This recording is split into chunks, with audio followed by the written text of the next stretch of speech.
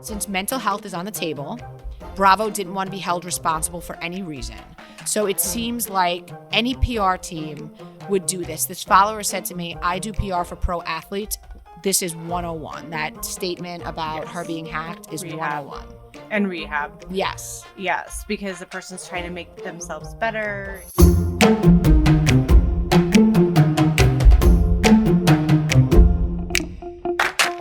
Welcome to Cocktails and Gossip, the podcast where we drink cocktails, but you better believe we're going to spill the tea. We chat reality TV, celebrity blinds, and the hottest tea from BravoandCocktails.com. And as always, it's all alleged and just for fun. We do not verify our blinds. I'm B. And I'm Amanda. Let's get into this week's tea.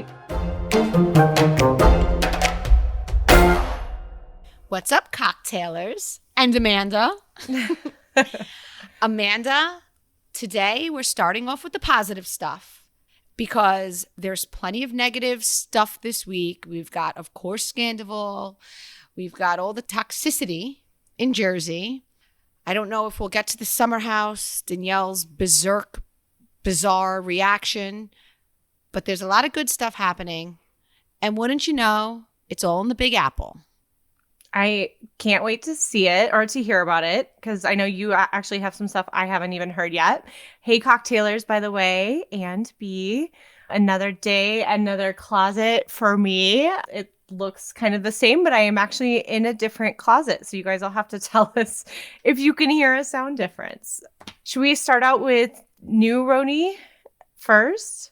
Let's start on the out, reboot? Yeah, let's start out with new Roni. So the preview came out this week, and I thought it was really cute. Just very well manicured nails, grabbing the apple, and the announcement of July 16th. But of course, you guys knew back in March because we told you we have that email. It was feeling fruity. And the subject was Bravo airing schedule. Wondering why season 17 of OC hasn't aired yet? It's because Bravo is theming its summer lineup with the three fruits in their basket. Roni 14, OC 17, and Atlanta 15. They will all start airing in a week or so, a week or two's span of each other starting mid-May after New Jersey 13 has finished airing and will all wrap up by August, September. They will be replaced by Salt Lake City, Beverly Hills, and Dubai after the summer in October, tentatively. OC will be the first to air. I have to say, I'm really sick of all of the complaints I see on social media. Of course, we're all going to miss the original, which I do have news on. We'll get to that next. Very exciting, confirmed news that you're going to hear for the first time here at Cocktails and Gossip. These new women seem incredible. I'm ready for a fresh Roni. Selfishly, maybe I'm excited because these women are more around our age, Amanda, where damn near 20 years ago when the ladies came out, I loved them. I still do love them, but they were almost like old enough, many of them, to be my mother or certainly an aunt, right? Mm-hmm. So it wasn't women I could relate to, where these women are in our age bracket and more what's going on in the world today. And people are saying like, oh, they're all influencers. That's not true. Do many of them have Instagram accounts where they market? Like Scout in the City, I believe, is an influencer. But we have an attorney. We have Jenna Lyons, who is, a fashion guru. She has walked the red carpet at the Met 7 times. She was some head of J. Crew. Yeah, she does interior design as well because I follow her. I have to say, one of the things that I'm really excited, because I do follow a few of them, and I think they're fantastic. They're much more social media savvy. So I think this can also kind of symbolize this kind of new movement into a new phase, not just for Roni, but into a new phase for Bravo, too, because Roni is obviously one of its, I would say, Andy's probably favorite, but it's definitely one of the kind of hallmark Real Housewives cities. And these women are, yes, maybe some of them are influencers, but they're all much more social media savvy. The big difference I see is where it just feels like almost I think it's going to feel like more of an extension, the social media and the stuff we're seeing them do of the show and vice versa. Whereas like you watch, God bless Ramona, but her social media, you know that I kept following her just because I find it quite comical. But it's like Same. Curb Your Enthusiasm. Like you laugh, but because you're laughing for the wrong reason. Right. Not with her so much because it just feels like just like a little bit uncomfortable and like a little bit Same awkward. with Vicky. Same with Yes. all of our OGs. You even look at somebody like Teresa, and like the other day when she reposted Ramona's daughter's Batch Boss business, it was the direct message. She didn't take out or something like that. And as a matter of fact, when Ramona was on, I believe it was Two Teas in a Pod, she's like, I didn't care at all. She actually got more publicity for that because a lot of people like us and, magazines and Page Six picked it up and said, oh, look at Ramona. She forgot to look at Teresa. She forgot to. And Ramona said it absolutely was not payback for her leaking the wedding invitation, which was another fumble on social media. Yet we're seeing housewives who have the savviness with social media that we're used to seeing on our younger cast, like Summer House or Winter House or all those folks. Also, I don't know if people realize this. Erin, I believe you pronounce her last name Leachy, works with Frederick. So we're going to be seeing Frederick. He'll be making some cameos on the new Roni. Frederick, of course, is from $1 Million Listing New York. And then the last season he was on LA as well. I didn't know that. He's entertaining. I need to follow her. Yeah, he's her boss. I follow Brynn. I follow Jenna. I'm trying to remember who else I follow. But yes, I'll have to follow her too. The other complaint I have about the complaints, my complaint about the complaints is that we're always saying we want women with aspirational lives. These women have it. Erin Leachy is an example. She's a real estate broker. Her, among other things, she also does interior design. Her husband has his own clearly successful law firm. They have an amazing condo in Manhattan, and they also have a fancy home out east. Ta-da. Like, isn't that what we're looking for? Yes, absolutely. And you know what? I think we get to have both. And that's what I love right now is that we are getting to have some of the legacy girls too. And I think that will quiet down some of the complainers getting to see both. And the other thing, I do follow them on Instagram, but I've purposely not really looked too much into them because I want to authentically meet them on television and like see their lives. So I do think, and I could be wrong because as I said, I haven't like done any research, but I do think that Brynn, who I think is the attorney, but I do think there's like a Bethany one in there where like not married and maybe doesn't own 2 homes, like that kind of thing. Yeah, she's one of the ones that I follow. I don't know what she does for a living because I thought she was more of a model, but I don't know. I guess, but you know what? It's so like funny that you. Oh, maybe she's not a lawyer. I don't know. Somebody's a lawyer. Maybe I'm making that up. Funny that you brought that up though, because I kind of felt the same, which is why I haven't followed them all too, because I feel like I like to watch a few shows and then decide which ones I like. And those are the ones that I follow unless I decide to kind of ironically follow them, which then I also do. I'm just going to give Amanda a newsflash for everybody here. Amanda, you now need to follow everybody for the purposes of you have a podcast that's Bravo themed. I know. And I will. I know. You know, though, like you'll be like, did you see this? And I'm like, not yet. I know. I catch up in like little bits and pieces because we're both so crazy busy during the day. Listen, even when I started, I remember when I first started bravoandcocktails.com, I followed who I liked or who I thought was funny, like Ramona, like Vicky. And so I remember being, oh, shoot, I have to follow these people. Like I remember, I didn't know who Caroline Stanbury was when I first started my account. And people were always memeing her and all this. So I started watching Ladies of London. I always watched Real Housewives, so that for me wasn't an issue because I was such a Bravo fan. But there were shows like I've never seen Southern Charm, NOLA, and people often ask me questions about them, and I'm like, and I Google to be like, who are these people? But those are the only 2 shows that I can remember, and I haven't watched the international ones, which aren't really as relevant for my audience, I guess. No, they're not. But if you ever find yourself hungover and have some time there's a few good ones. The Melbourne one is really good. I think we talked about this before, but the Cheshire one is also you really like good. that one. I have to give that one a look-see. Yeah, I would almost go Melbourne first because there are some just total characters on that one too. So here's the big scoop. Ooh. Roni Legacy's girls trip. We've been saying it's a go, but everyone has officially signed on the dotted line. Filming in June. I was told that the Scary Island location is not 100%, so I'm going to say we don't really know where, but it's filming in June. And are you ready for who's going to be on it? Because there are a couple names that might surprise you. Please share. Luann, no surprise. Sonia, Ramona, Dorinda, Amazing. Kelly, and Kristen Teekman. Oh. So. Okay, wait. So who are we missing then? No Tinsley, but we kind of figured. No Alex. Remember, Alex McCord was rumored. Yeah. She may have been traumatized because remember, she was on that girls trip with the whole Brandy and Caroline, and she was Caroline's basically, from what I hear, one of the few people who advocated for her. So she may be like, I'm good. Or maybe she'll pop up. Jill, we know that Jill did announce she's on that GOAT show with Kristen Dowdy and Reza and many others. We had posted about it.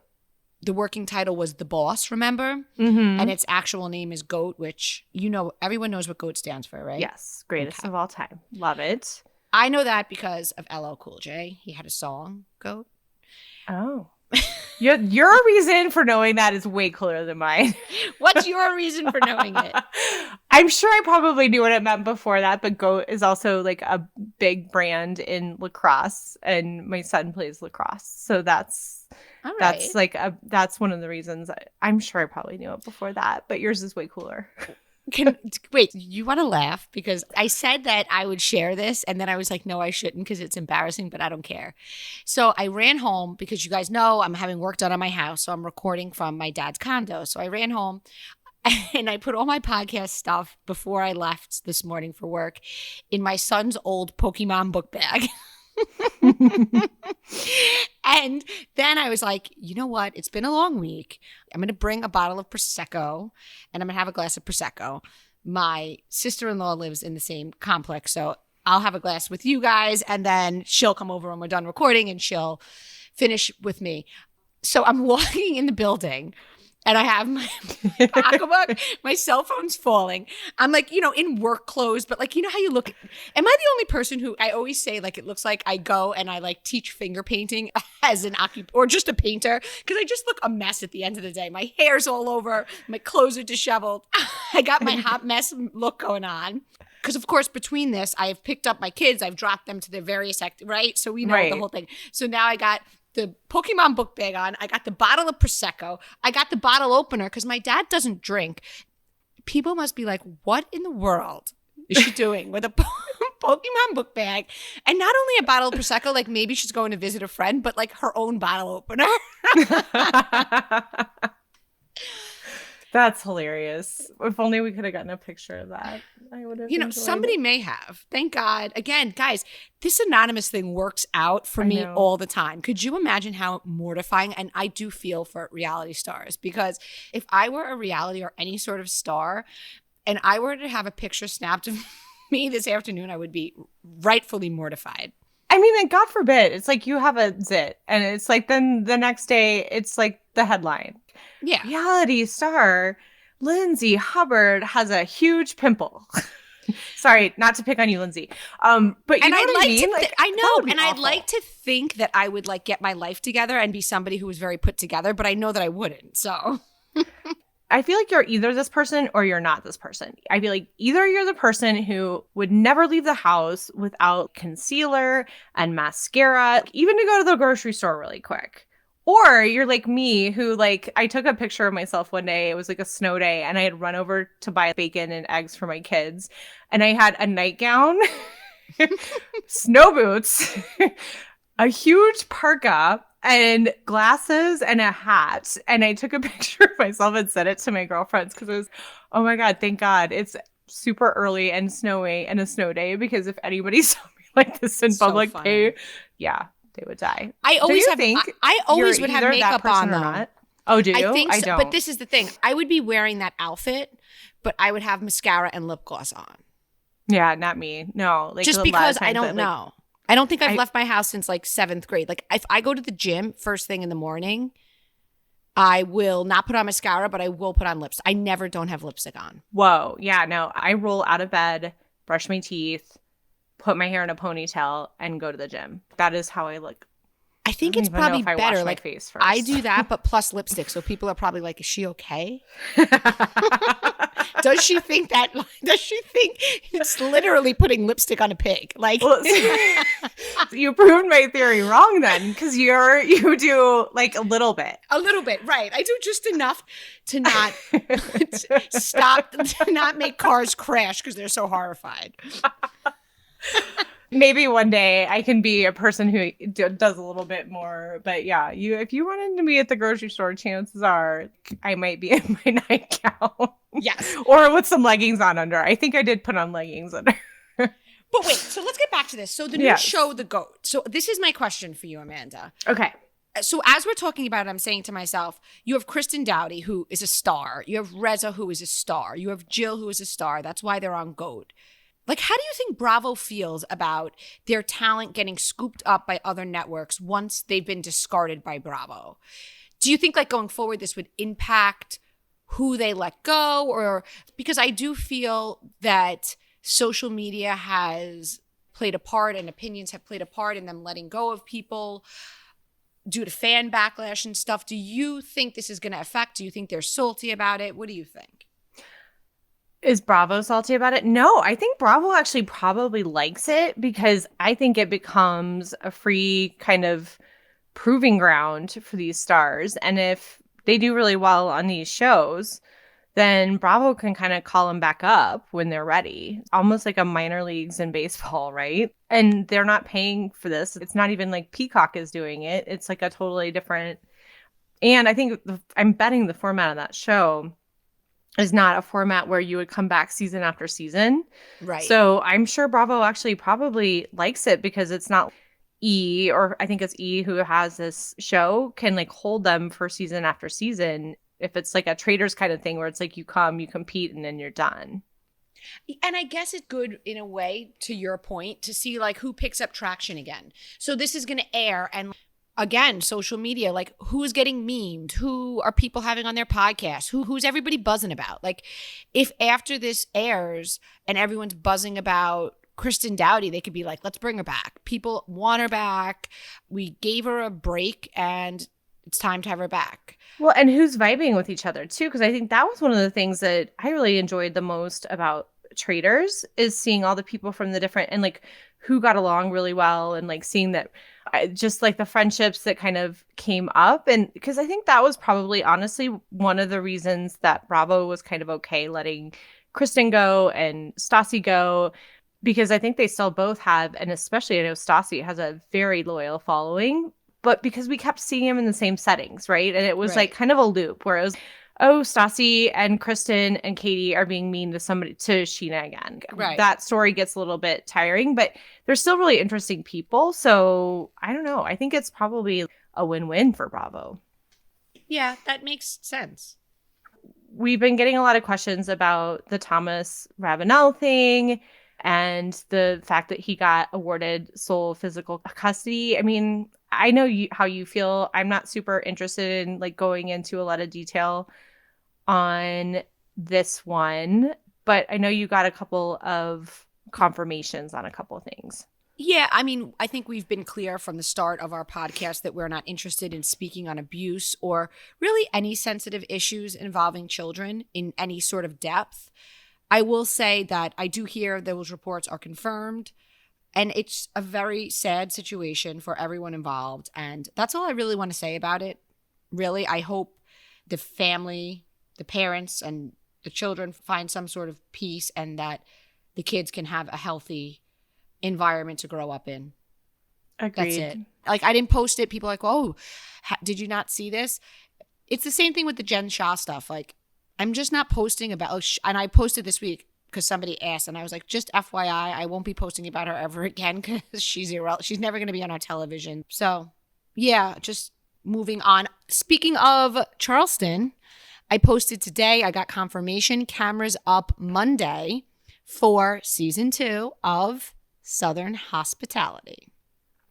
Oh, interesting. I hadn't heard for sure that it was happening again. Yeah, Okay. confirmed. So Charleston girls and guys, please do send me your pics when you see them filming, because we love that. Yeah, the Charlestonians are the best at They're the sharing best. stuff. It is, because it is a pretty small little area. So if something's going on, you would kind of know about it. But I think it'll be good, because I think Southern Hospitality showed a lot of promise. I think getting like a little more of a stride going in a second season, I think it could be really good. And a quicker turnaround, I think, would be good too. Yeah, agreed. Because with young people, stuff changes. But listen, it's not stale. Look at Summer House, for example. Like, it doesn't get stale. It just, who was it that, Jersey too. Like, I felt like it was Vanderpump you can't even use because stuff happened Right. while it was filming. But you sometimes feel like once you know it, in other words, Southern Hospitality, these people are young. They go in and out of relationships. So when you know they're no longer together, like, it's less fun to watch it. So the quicker the turnaround, the more Yeah. true time it is. Does that make sense? Yes. And I think what I've always liked about that show specifically is that we're getting just more people in it the types of people, I don't know how to say this the right way, because you don't want to say characters because they're people, but lifestyles and lives that we haven't gotten to see, right? And so we've gotten to see a lot more LGBTQ and like issues and things that we haven't really seen in depth before. So I love that show for that too. Okay, so let's talk Jersey. Teresa's shower. Teresa, at the beginning, and her girls were trying on their bridesmaids' dresses, and Joe Giudice calls on FaceTime and sees. I think everybody was kind of teary, including me. Me too. It really was touching. I do really admire. They're two clearly imperfect people, as we all are. We've seen their whole lives. I mean, we've seen their ups, their downs. And I think that they have a really authentic, special bond. It's a beautiful thing to watch that they both have chose to put their children first, which isn't always the easiest thing to do. But I think in their case, as time has passed, they have a true appreciation for each other. I think that there's such a love. I don't mean in love, right? Mm-hmm. There really is such a love there. And I think especially for Joe, it must be hard for him. I mean, I'm sure. Teresa had it really difficult. We Right. all know. And she loved him so much. And then they went through all of that. And it took a long time, and she moved on and she healed, and she's now getting married. And I can't imagine that doesn't hurt him.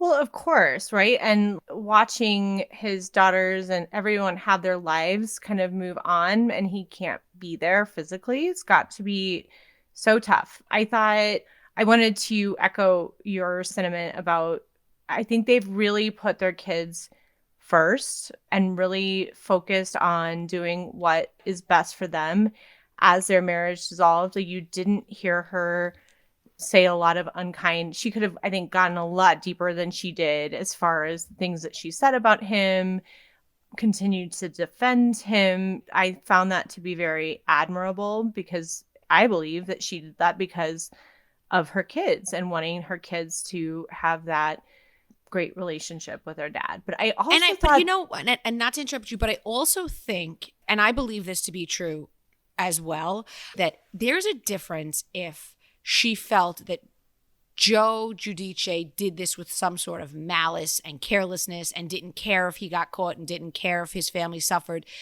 I think that she recognizes that he really didn't realize the gravity of what and I'm not defending what they did. Clearly they broke laws, but I don't think that maybe they're smart enough to realize it at the time that it was as bad as it was and the consequences could be as bad. Had they realized that, I don't think either of them would put their kids in that position, right?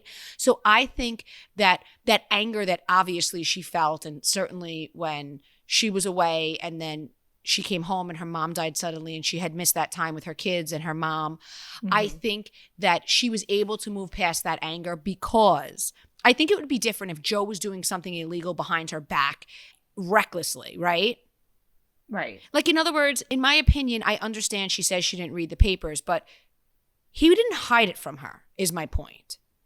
Yeah. If she had read it and she had looked into it, he hid nothing. He didn't explain it. But then again, I don't even think he knew what he was doing. Never mind explain it to her. Yeah, I agree. I feel like the other thing that was really nice and kind of symbolic about that whole scene is it was sort of Teresa tying the bow on that part of her life and then turning around to kind of meet her future. And I think that's partly why we probably all felt a little bit weepy about it, even, you know, because it felt very like symbolic of her moving into the future. And didn't you get the sense at the end that she felt sorry? Like, not sorry, but almost like she feels bad for him because she knows it's hard for him to watch her move on. Yes. Yeah, of course. I can only imagine Right. for either of them. I know Teresa's met other girlfriends of Joe. Like, that can't ever be. I'm sorry. It doesn't matter if you're fully in love with somebody else. That's not going to make it Easier. It's not going to make it easy. There's still going to be a twinge in your heart. Well, look Of at course. Frank and Dolores. Let's talk about that for a minute. I love me some Frank Sr., but it really shows that he really thought that he could, and because for so many years he did, like, maintain his nuclear family, but just go out and be the single guy. And I'm happy Dolores is sticking up for herself. Me too. You know, I think that I can see the point. Maybe people might see Paulie as controlling, and we don't know. I don't think I've seen enough of him to say yay or nay on that. But I do see her point. As an example, Amanda, 100% agree with Dolores when she said, yeah, we're all going to go to dinner. Brittany's going to come and Paul's going to come. And then when he said, I don't want Brittany there, I just thought, what a son of a bitch. You think that you can have your family when you want it to be your quote unquote family, right? And you know, I have to say, for the first time, I really saw that Frank wasn't jealous of David because David wasn't really fully in or allowed him so much time. But I really saw for the first time that I think, and maybe for the first time, Frank regrets not making it work. You know, with age comes clarity. Wisdom. Yeah, wisdom. And I think he is just now realizing how badly he fucked up. I mean, 20 years too late. That is what I was seeing in that scene too. It always surprised me that she was so open and would let Frank walk in and out of her house to that extent. And in my mind, I was like, there's always got to be, at some point, I always kind of thought there was something more there because the kids were grown, right? So at some point, it's not so much about keeping things up for the kids and making sure that the kids know that we're in a happy, okay place. And so I think Dolores realized that, right? And realized that there were not boundaries. And with the David situation, I totally agree. He just kind of always had one foot out with her and wasn't fully in. And now that she's experiencing what that is to have that person who is fully in and to be there, I think Frank is like, wait a second, oops. And then Dolores is like, wait a second, oh, I should have had more boundaries. Now I understand why, you know, people were so surprised that we didn't really have them. It was kind of heart-wrenching. This is something I was like, I have to ask B about this. So the motorcycle vest and then the tank top at the restaurant, at this nice white tablecloth restaurant. This is the thing? You know, I got to tell you, Amanda, only in the tri-state area. Like so it was daytime. And I can be honest with you, I am picturing a place right now, which, total side note, you're going to appreciate this. There's a place that we go to often. It's a great Italian place. And I once posted a picture of the pizza and Andrea from Summer House messaged me and he's like, that looks like authentic pizza. And so I told him it was because the owners are from this town in Italy and they're actually Sicilian. And he's like, oh my God. And he's named the restaurant. And I was like, yeah. And his real Italian friend brought him there because the pizza was authentic. So I say all that to say there are places that, yes, they're white tablecloth, but in the daytime, in the metro area, it's really the way Frank walked in is the way that your average Goomba would walk in. I need to go on, like, we need to go on a restaurant tour just because, first of all, I just love to eat. And I need you to take me to all your favorite places. But also, I need to wear sunglasses so I don't stare. But only, okay, but see, this isn't Manhattan. Now, you have to always understand. And Right. It's something that I'm sure you have where you are, but locals get it. You wouldn't do that in Manhattan. Frank wouldn't do that in Manhattan. But you can do that in a neighborhood place in Jersey or in Brooklyn or in Staten Island, especially Staten Island. So, yeah, I didn't find it weird, but I found it very funny that everybody else found it weird. It wasn't quite the gala. I mean, come on. He was clearly trying to get notice with the best. Yes. Like, the vest was a bit much. Like, my husband would not wear a guinea tee, right? But he would wear a white T-shirt to a nice place if it were lunchtime. Yeah. Right? So yeah. And I mean, that's not that different than like... But like a fitted white T-shirt. A T-shirt, or like a printed T-shirt and a hat. Mm-hmm. Like, I get it. It's just, well, again, there was the juxtaposition of, like, I really noticed with the motorcycle, and then with... You know, the whole point of motorcycle jackets is to protect your skin from the, like, wind. And so he was missing a really key part of a lot of that. Well, he definitely likes showing off his muscles. Yes, he does. And that's clearly what was going on. Okay. What else do we have for Jersey? Come on. So the car scene when Teresa and the girls are driving to go to the surprise shower, and Louis, I don't think he knew they were filming. Clearly, saying, he like, didn't. Let's invite so and so, and then not Joe and Melissa. And then Teresa's face, like, gave it away. First of all, surprise shower, my ass.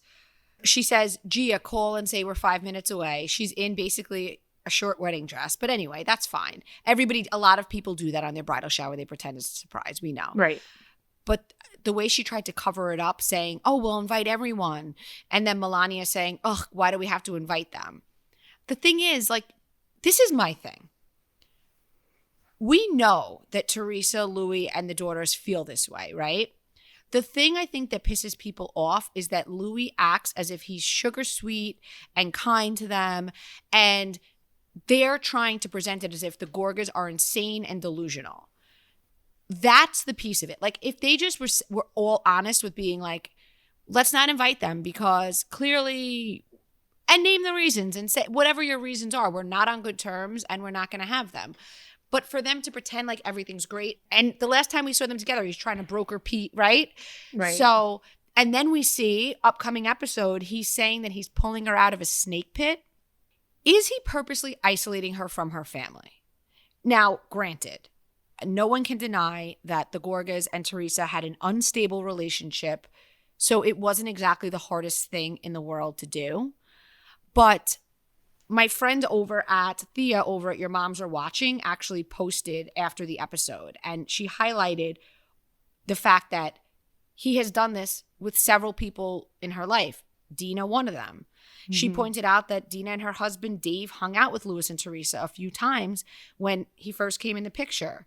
And allegedly Dave got annoyed with the fact that Louis seemed to travel on Dave's dime. Teresa and Dina are still friends, but we will not see pictures of them hanging out, all four, although we did a bunch at the beginning, right? And again, Dina doesn't want to be in drama. She doesn't want to be mentioned. She's not going to come out and say it.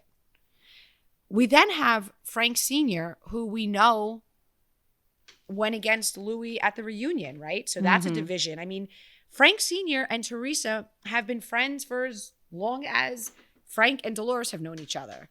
So Frank was also friends with Joe Giudice. He's good friends with Joe Gorga. So Teresa is a family friend of his. And again, there was the fallout with Frankie, with the job. Apparently, they promised him he would make, this is all alleged, but they promised he would make $30K a week. And then they set him up in a nice office in Montville. And one day Frankie showed up to work and the landlord said, pack your stuff, get out of here. The rent hadn't been paid. And then $30K a week? Oh, I'm sorry. I'm just getting over that part. That was the promise. Yes, that was the promise. Jesus. Right. Okay. When Frankie tried to reach out to Louis, he didn't hear from him for 3 months. But again, Dolores didn't want anyone to speak about this. She was afraid it would hurt Frankie's chances of getting a new job. At the reunion, we will see Frank bring it up, but no matter what anyone says, it had to cause tension, right? Okay. We have Marge. Now, granted, Marge and Teresa obviously have been on the outs, but prior to that, they were friends. You know what I'm saying? It wasn't until she questioned Louis, and then we're going to see at the reunion that Louis apparently tried to do an online smear campaign, and the plot was foiled. Bravo had to get involved. That's why everyone had the gag order. Oh. So according to Your Moms Are Watching, she says there's more to it. It gets dark, and it's going to be discussed at the reunion. So you have those 3 big relationships that we know about, right? That are directly connected to the show. Who knows about any of her other people? We don't know. And then finally, the Gorgas. It seems it's intentional. Well, I guess again, if he's such a great guy, where are all of his really good friends? And he's asking Bill Aiden, who he's just met, to be in his wedding. Like, I always question that. If somebody doesn't have friends from like way back when, I just question them. You know what I mean? I know you have them. I have them. Like, right. I just feel like holding on to the new friends and the old friends, it's so important. I don't know. It just seems fishy to me. And then, of course, yesterday, it was sent to us as soon as it came out, and I held off posting it because, you know, it's a lot. When you're dealing with somebody who wants to do these online things, you kind of want to stay away from it. But attorneys were hired to investigate his company. I asked, put a question box up, and I was like, attorneys weigh in. Mm-hmm. And we got a lot of stuff back. And basically, it's anything from one person could have paid. So a client is paying for it to be investigated. That could be that they're trying to put together a class action suit. It could be stockhold. It could be any number of things. But again, it's another thing. At a minimum, it's fishy. He wants to be a good guy on camera, but off camera, we saw how he is. And now next week, I think that his whole snake in the pit, and you see how angry he is, I think that he only did that after he had the hot mic because they knew that was going to show. So it's like, I have to show how bad he is to you to justify why I got caught saying he's not invited. It makes my head hurt to think about all the manipulation that is happening and like how plotted everything seems, and that must just be an awful way to live. I can't even imagine having to plot out your next move at every point like that, if that's really what's going on. And then one last thing about Jersey, which I see today on Dumois that somebody wrote in that they saw Danielle Cabral screaming at a doorman in Manhattan. Okay. So this is exactly what I think of her, because, you know, she's crying to her husband about being bullied and everyone being mean to her in Ireland. And I'm like, cry me a river. I think she's totally playing the victim. She can completely handle herself. She's said like she'll fight if she has to fight. She seems like really quick-witted. I think she was just playing the victim because she's not sure kind of which side to stay on for sure. And I don't know. And so then the Dumois blind about her today, I'm like, of course she is. She is no shrinking violet. And she wants to be famous. She said it. I just think next season she's going to come out like a cannon, like she shot out of a cannon, because she is not going to want to give up this Housewives gig. She already clearly is loving the fame. She's yelling at doormen in Manhattan, and she's got, 100,000 followers? What's going to happen when she's got 1 million or 2 like the rest of them?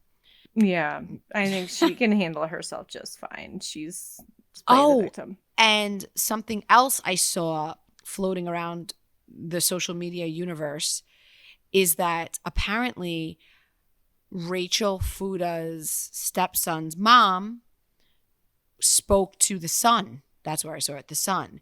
And she, as suspected, she has a substance abuse and mental health problem. She's currently living in a halfway house. She, of course, claims she was arrested for $250,000 laundering. I don't know what's with that number in Jersey. also intent to distribute drugs. So she claims she saw Jayden regularly up until 2017 when she was incarcerated, and now she's in the halfway house. She said that she's okay with them being on the show, and she always figured, she kind of put the blame on the father and not Rachel. Like, she always figured John would. I mean, listen, you have a kid that you're unable to raise. Guess what happens? Yeah. Of course, we have sympathy for people with mental health issues and people with addiction. Right. But the child is with who he should be with. And that's not, so whatever. That will or won't play out. I personally hope they move away from that, because Agreed. I don't believe that Jayden should be in the spotlight for that. I like Rachel.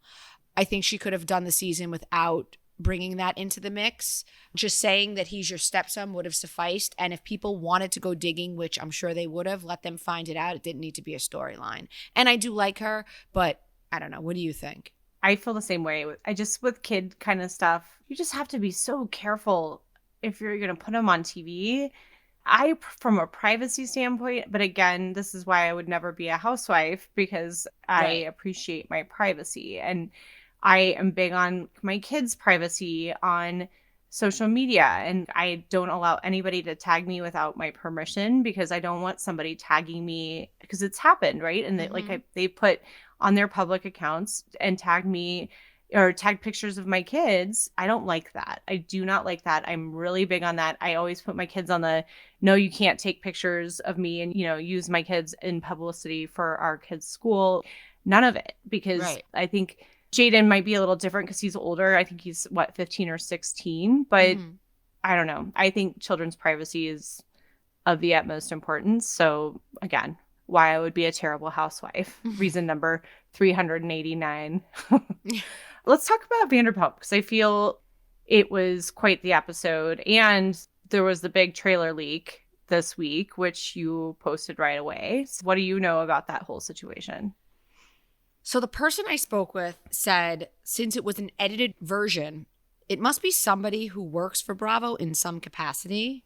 I did see Radar Online report that they were investigating, but my source said that's a bit of an exaggeration. Like, I'm sure they want to know who leaked it, but it isn't a formal investigation. After it was leaked, a couple hours later, Bravo put out the actual trailer, which was a little different. We saw Rachel giggling. It was funny, Amanda, because a couple hours before that, we got that email. When the video leaked, which is how I knew. So the email came in, and that's why I opened my Insta to look for a video, because I saw the email first. So do you want to read that email? Yes, I'll read the email. From She Knew. Subject, hacked my ass. Anon, but it is not a coincidence that the quote-unquote leak of the finale happened within a couple of hours of Rachel's. Oh, by the way, everybody complains that you call her Rochelle. Oh, they're complaining now? They're complaining now. I'm like, oh, whatever. Guys, it's a joke. It's a joke, guys. Oh, goodness gracious. Okay, I'll do my best. It started out because she really thought her name was Rochelle. I really did, and now I just like calling her anything but her. I think people forget that she really was not a main character until she fucked Sandoval. Well, no, first she kissed Schwartz and then fucked Sandoval. Yeah. She was very much a side note. Yeah. And like, just for those of you who have been complaining, the reason I got confused is because way back last August when we were on the podcast and we were talking about that picture of her plane ticket, when you're like, her name is actually Rachel, that's when I started getting confused and calling her Rochelle, guys. And that is the whole joke. And now I just do it on purpose because I just don't really respect her. I do not respect her. Raquel's team posted that this is the email, back to the email. Raquel's team posted that she was hacked, and they're reminding us that she's receiving mental health treatment. The backlash has just started to die down. Also, she's been spotted around town, so I guess it's an outpatient treatment that she's doing. ... Didn't hear it from me. When her team posted that, oh, we've been hacked, Rachel's team is now running the account because she's getting treatment. The only thing that changed on her page was her highlight pictures. Nobody hacked her. It was funny. No. I think, who was it? Was it Everyone's Hunky Dory posted a photo of when Sandoval dressed up for her as Halloween and said, I found out who hacked. If I'm saying the wrong account, please DM me and I will cite you next week because we do like to cite the right account. That was great. I shared it. Figured out who hacked her account. No one hacked her fucking account. No. We knew she was getting mental health treatment. So initially I thought, oh, attention's dying down. It's been quiet. Also, there were rumors she was spotted around town, so maybe she was trying to squash that or just keep her name in press. And then is it inpatient or outpatient? A follower weighed in and said, we see the leaked clip, so maybe Bravo told her because legally, since they were going to air it, right? Maybe they told her, like, we're posting this. And since she's seen enjoying Ariana's pain, because that's basically what, really, if you break it down, what you see is her reveling in the fact that everyone knows. Yeah, this is 100% her trying to get out ahead of it and do some kind of weak attempt at a PR play. And do you remember that there was a lot of talk that it's one of the million posts? In my highlight, guys, I have everything from Vanderpump Rules from the first day that a follower told us about the affair. Hours before TMZ announced it, we posted it, and then Ariana deactivated her account. And all the stuff we've got is in a highlight on my Bravo and Cocktails _ Instagram. But there was a point where I had heard they were trying to reshoot the scene of them in the house, which is the couch scene. And now we know why. Because they're both giggling and acting like this is a great thing when Ariana is distraught at that time. And since mental health is on the table, Bravo didn't want to be held responsible for any reason. So it seems like any PR team would do this. This follower said to me, I do PR for pro athletes. This is 101. That statement about her being hacked is rehab. 101. And rehab. Yes. Yes, because the person's trying to make themselves better. And, you know, I mean, we saw Will Smith go to India on his, like, spiritual journey. It is kind of a playbook situation, but if it was hacked, we would have seen. I mean, I would actually really like to see what would have happened if it actually had been hacked, because I think there could have been some great stuff. But then literally all it left was the one highlight of dressing up as her for Halloween. Like, I'm sorry, Rochelle, I don't believe you. You know, I think the other thing too, I think the gravity of her situation, I think is really probably starting to hit her. As I've said before, she has no idea how badly she is really, I think, screwed for life. Because when she has kids, who's going to want their kids on her soccer team? No, because no one's going to want to carpool with her. No one's going to want her to be the class mom or to be involved with anything when their husbands are around, because she's always going to be the woman who stealthily, purposely, and sneakily slept with her best friend's husband. I mean, I'm going to call him a husband because they were common law. Right. And Lisa actually did in this episode. By the way, that whole theory that I said a follower sent about Lisa knew is so true. Mm-hmm. Lisa knew. But what about her saying when they were on that farm trip that this was her core group of people that were be in her life forever and the closest people to her? What? Delusional. And if she honestly felt that way, and all indications show that she did, this is how you treat the people closest to you? I'd hate to know how you treat your enemies. And how about our girl Katie saying to Ariana, I get it, you're her friend. I just find it very hard to believe that she's so callous and mean-spirited to some people, but so kind to others. I think it's who she is, and I don't think she picks and chooses who she does this with. And was Katie right? Whew! Yeah. Well, and so was Lala. And those are the two we said. I said, Katie and Lala both said they suspected it. And guess what? We saw it. And that was not reshot. Stassi said it on her tour. She said, I knew this all in real time. This was no reshoots.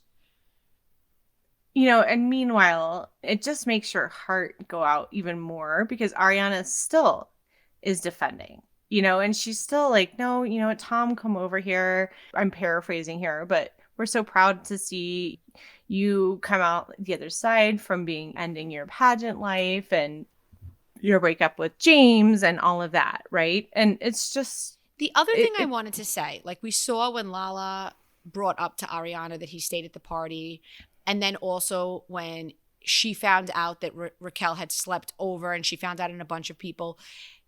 What I wanted to say about that was you can tell she's a seasoned reality star because she obviously left there and had words with Tom about the party. I'm sure about Raquel sleeping over. But you don't want to make it your storyline on the reality show because then you become the couple fighting. So you see Ariana avoiding doing that. Now, I don't think that's the same as her not fighting with him right when they got home. But while the cameras were up, we didn't see her react much because, and I don't think it's that she didn't react at home. I think that she's on a reality show long enough to know that if she does it, it will be the storyline. Yeah. So when you then see them talking about how when you see her go, well, you're like a stranger, blah, blah, blah, that is because they were dealing with those issues at home. She just wasn't doing it in front of cameras, which was smart. However, she obviously didn't know the magnitude, right? So it's like if you disagree with your partner, at a party, you're not going to cause a whole scene because you may see those people at the party 3 times a year and they're going to be like, oh, those people are always fighting, right? Because that's the only time they see you. So you're going to kind of nod. And then when you get in the car, but now put that on national television. So I think that's all she was doing, was trying to manage it because, yes, it was something that upset her. Yes, she saw it as him being selfish and not putting her first. But certainly she did not think it was that they were having an affair. Does that make sense? Yeah. I also, though, think, I'm trying to remember the name of this movie. It was Jim Carrey, and he is raised in this like small town and everything is perfect. Then he starts to realize the Truman Show, right? And like, I feel like there's like a little bit of Truman Show happening with Ariana, and like in front of her face, everything is fine and everyone's kind of putting on this show. And Katie and Lala are kind of trying to get through to her, but Ariana just isn't quite seeing it because even she's like, oh, we always do that. We always go back to the jacuzzi for late night. You know what I mean? Right. I think there was just a lot of acting in front of her. And so she just wasn't seeing things as clearly as some of the rest of Lala and Katie were. That is a great point. The other thing is Lala and Katie had completely separate issues with Raquel that Ariana saw as them clouding their vision. Right. So if it had been Sheena who saw it, or if it had been somebody more impartial, right? Mm-hmm. Well, it couldn't be Tom because Tom was in on it, that piece of shit, Schwartz. But if it had been Sheena, I think Ariana probably would have figured it out sooner. But again, Sheena was just as in the dark. And so was Brock, because they lied to frickin' Brock about her sleeping over, which you saw. I saw a reaction in Brock that he was suspicious about it, but I think he kept it to himself because it's his wife's group of friends. And, he had a lot of backlash last season and he was just trying to keep the peace. And also probably he didn't want to think that about either Sandoval or Raquel, but you did see his suspicion. Yes, you did. Like a little cloud goes over his face and But in addition to Ariana being at the White House Correspondents' Dinner with Lala and Lisa Vanderpump, in addition to her being shouted out by the biggest sports team in the country, the Yankees, I'm not even a Yankees fan, so don't yell at me. I'm a Mets fan. But I mean, if you think baseball, I think if you're like in Italy and you say baseball, the first team would be Yankees. I think the same with Cowboys. To me, that's just like your quintessential American football team, whereas like the Yankees, right? Okay. In addition to all these amazing things that are happening, a follower brought this to my attention and I asked my source before we hopped on and I don't have an answer yet, but okay, so Ariana yesterday announced her collaboration with Joyburst, an energy drink infused water. Tom had previously talked about a beverage deal and said he was hoping it would come to fruition for both of them. So this follower is speculating that he was hoping that this worked out because he was planning on using that money so he could dip. If he says the word dip again, I can't. It'll be awesome, guys, if I find out that it was in fact Joyburst and they opted to go with Ariana. The other thing is all of these opportunities that she's getting, I hope that they're lucrative enough for her to buy him out of the house and keep it and keep him on his fucking ass. There could have been an agreement that was even signed before, but there could have been a morality clause. I've done in my career a lot of contracts and celebrity contracts, and there's always some sort of morality clause. in these contracts. So, I mean, who knows? Maybe there was even something done and then they kicked him out because they could.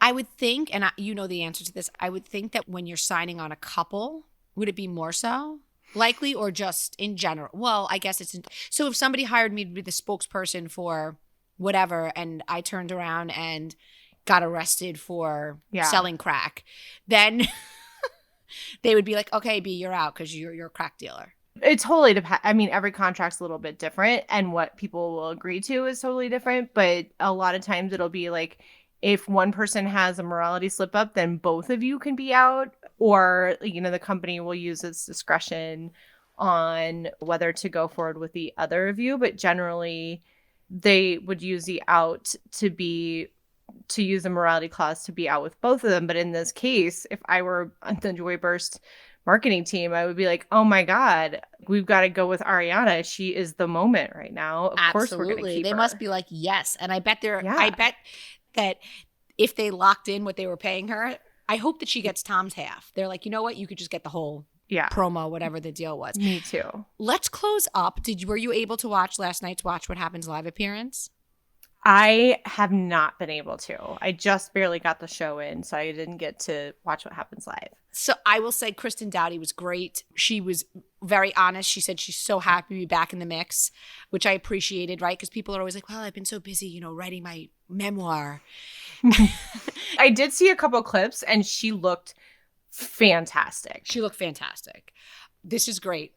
My husband was inside watching whatever game was on, hockey, I don't know. He's always watching. Oh, no, I think it was basketball. So he was in the other room, and he came in, and I was watching, and it was right as Andy's like, and now we're going to do suck a dick. And he's like, wait a minute, what? Is this like, I'm like, it's cable, and it's 10:30 at night. Like, children should be sleeping. He's like, I really can't even deal with this. And she told Lisa Vanderpump to suck a dick. She's like, I'm 40 now. She could suck a dick. Which honestly, kind of like, I have to say, Lisa puts up with so much from all these people. It is suspicious that she's held on to this grudge with Kristen. And we know that email that somebody allegedly had an affair with the son-in-law, and it's all allegations. I'm just saying it seems a little suspicious. But I think that there is a very good chance that Dowdy will be back. And I also think the same with Jax and Brittany. And I say bring them back. Let's do it. This is the day where Vanderpump Village comes back and actually happens, or maybe Vanderpump Rules just continues to be about the people that we have. I don't know. The other thing is, like, if Jax, Brittany, and Kristen come back, it could be the sunset on the Toms and Raquel, because we don't need them after next season. No, and I don't think there will be a place for them, because I don't think there will be friendship. There's no friendships to be had with those two, except for Schwartz. And I think Schwartz might find himself on the out too. Yes, I do think it's very good though. Okay. We're going to close by saying Sandoval does have 3 friends. The first is Billy Lee, who's as dehydrated as anyone I've ever seen. Someone get her some liquid IV. The second is Josh, the paparazzi, who he made a bracelet for. And the third is the JetBlue flight attendant who wrote him a thank you note. Side note, every minted JetBlue customer gets one, but he felt the need to share it to his Instagram stories. Yes. I wonder if they had to draw straws for who had to be the one to write it. Right? Or maybe they're like, oh, Linda, you don't watch TV. You write it. Linda, you're busy. Cocktailers, it's been fun, but we got to go. Good times, and we hope that you guys are enjoying the next day release. Saturday mornings, you don't have to listen to it on Saturday, but the tea is no longer cold. It is piping hot. So yes, and that reminds me, because we have a week until May 15th, over a week until May 15th. For those of you guys who have been kind of teetering on the edge of joining Cocktail Party, if you're a mother who would love to have it as a gift, we are running a little special for the annual membership only. It is $75, which would be a $15 savings off of if you just join monthly and paid for each month for a year. So just use code MD2023 to get that sale. And then for existing members, if you've decided you want to upgrade, we will totally honor it for you guys too. It does not have to be used as a gift. You can use that code too. And if you have trouble with that, just email me at amandacocktailsandgossip@gmail.com. All right, guys. Till next time. Thanks, everybody.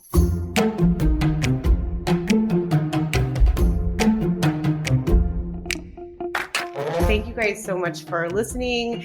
Just want to ask you guys a favor, just getting kicked off. So many people have been asking us to do this podcast. So please do subscribe. And if you've subscribed, go to your podcast app and hit those 3 little dots to share with your friends, but only friends who like good tea, because the ones who don't care about tea, then forget them.